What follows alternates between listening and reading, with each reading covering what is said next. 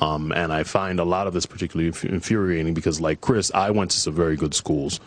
And these are names, aside from maybe one or two of them, that I had never been exposed to, and I had never heard about until, you know, this day or the last show that we had, the very first time that you had this discussion. Cynthia, how do you feel?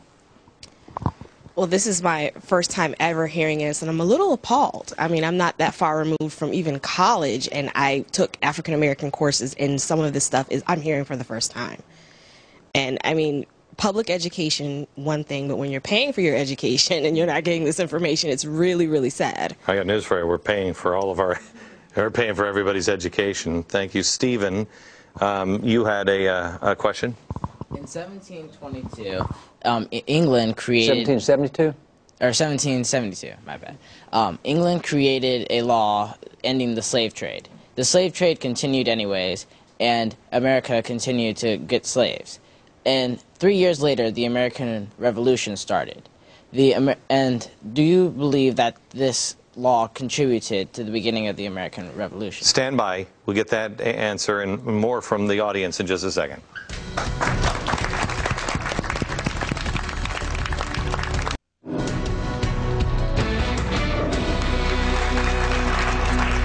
America, I have to tell you, I just said to David right before we went on the air that I've gotten the chills like 3 times this episode because I just know this is the answer. The answer to our problems, restoration. I'm reading, we were talking in the break, I'm reading a book called The Children, which is the story of the 1960 and the beginning of the civil rights movement and what these people went through. Unbelievable. Absolutely unbelievable. And I don't know a lot of that history because there's this barrier, imagined or not, there's this barrier. How many African Americans don't know the history of these guys and the American Revolution? When we restore that history and we restore the truth about segregation and all of the nastiness there, whites and blacks can just knit together because we've both been lied to. Yeah. We really have both been lied to.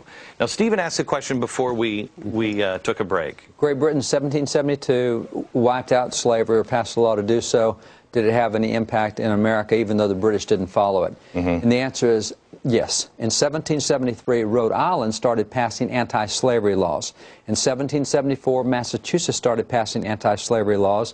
Pennsylvania passed anti-slavery laws because they now have the permission to do so. In 1774, after all these states start passing them, King George III came in and vetoed every American anti-slavery law. He said, oh, stop. You guys are part of the British Empire. We have slavery in the British Empire. As long as you're part of the British Empire, you're going to have slavery. And that's where several founders said, great, let's not make part of the British Empire anymore. So given the opportunity, you'll find that in the original Declaration, the desire to end slavery is listed twice as often as taxation without representation. Twice as often. We hear taxation, we don't hear the desire to end slavery. Deneen. Your book is great. Thank you very much. Thank you. Have you considered doing your own Black History Month? Because we're doing a poor job of it.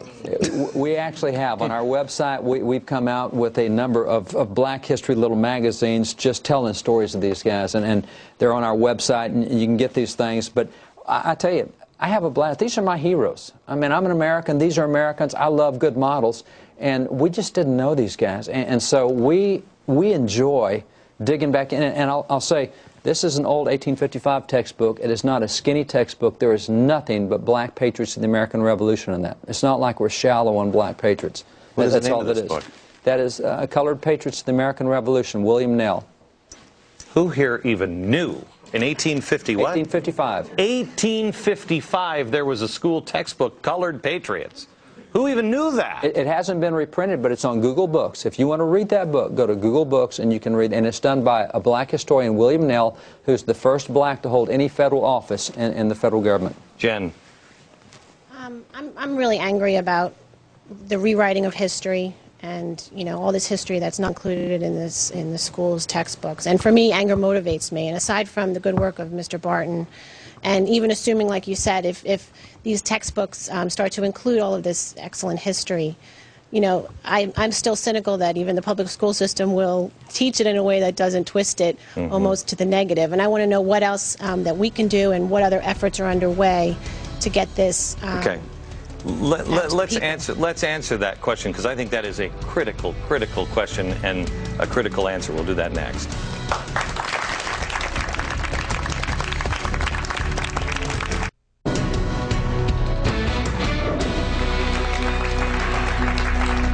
Before we went into the break, Jan asked us, is it Jen or Jen? Jen asked us the question about, what do you do?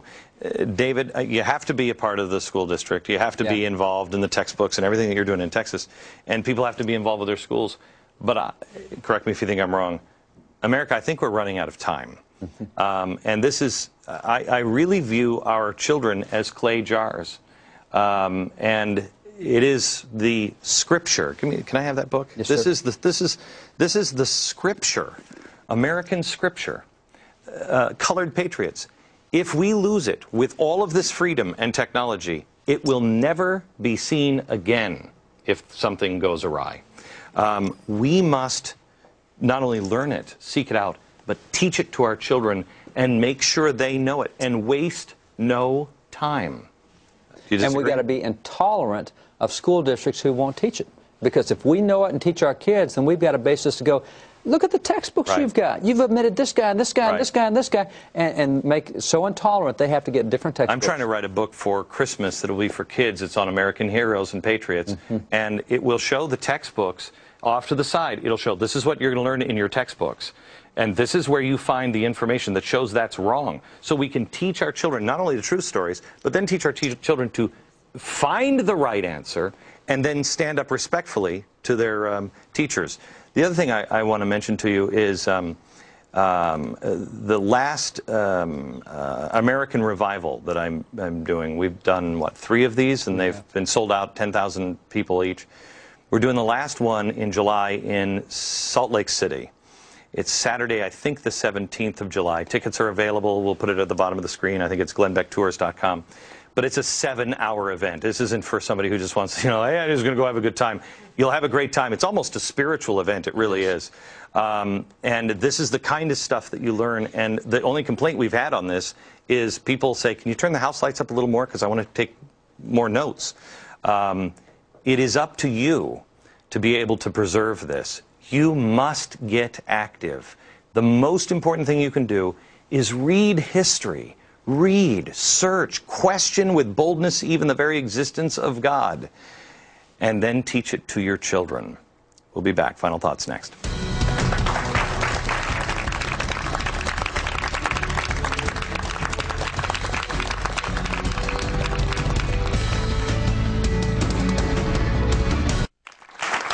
All right, we're going to leave things tonight with Vanessa. I just think that, like Marcus Garvey said, a people without knowledge of their history is like a tree without roots. And this history is really important so that we can change the victim narrative that's monopolized the conversation. And the same for everyone that is an American. We've got to know our roots. From New York, good night, America.